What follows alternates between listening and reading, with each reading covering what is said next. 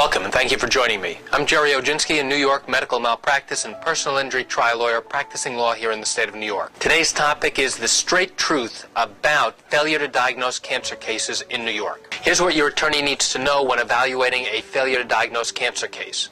Number one, when were you or your loved one diagnosed with cancer? Number two, when had you last had any diagnostic imaging tests such as an X-ray, a CAT scan, or an MRI?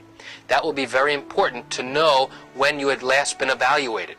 Number three, what complaints or problems did you or your family member complain of to your doctor, and when?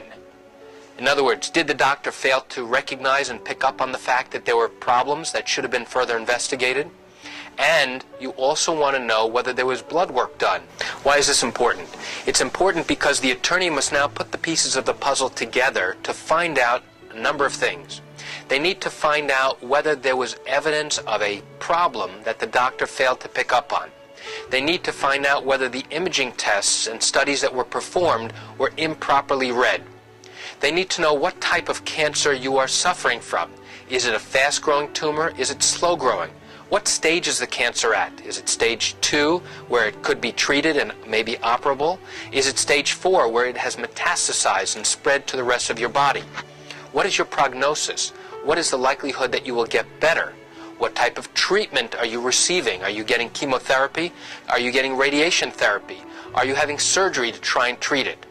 The question always that an attorney needs to know when evaluating a failure to diagnose cancer case is, if the condition had been detected when there was evidence of it a year or two or maybe even earlier, what stage would it have been in at that time?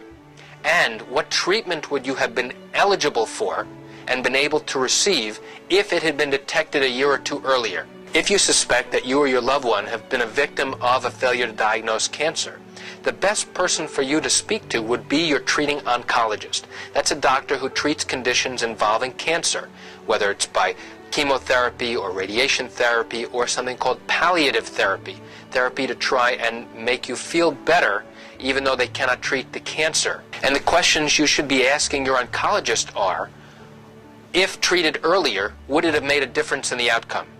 Would the treatment be any different if this had been detected earlier?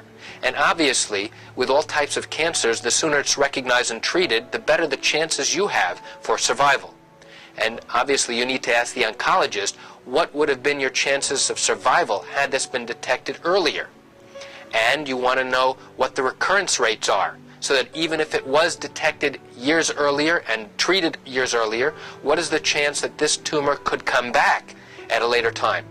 And with that information, you will be better informed and better able to discuss with the attorney whether or not you have a possible valid case.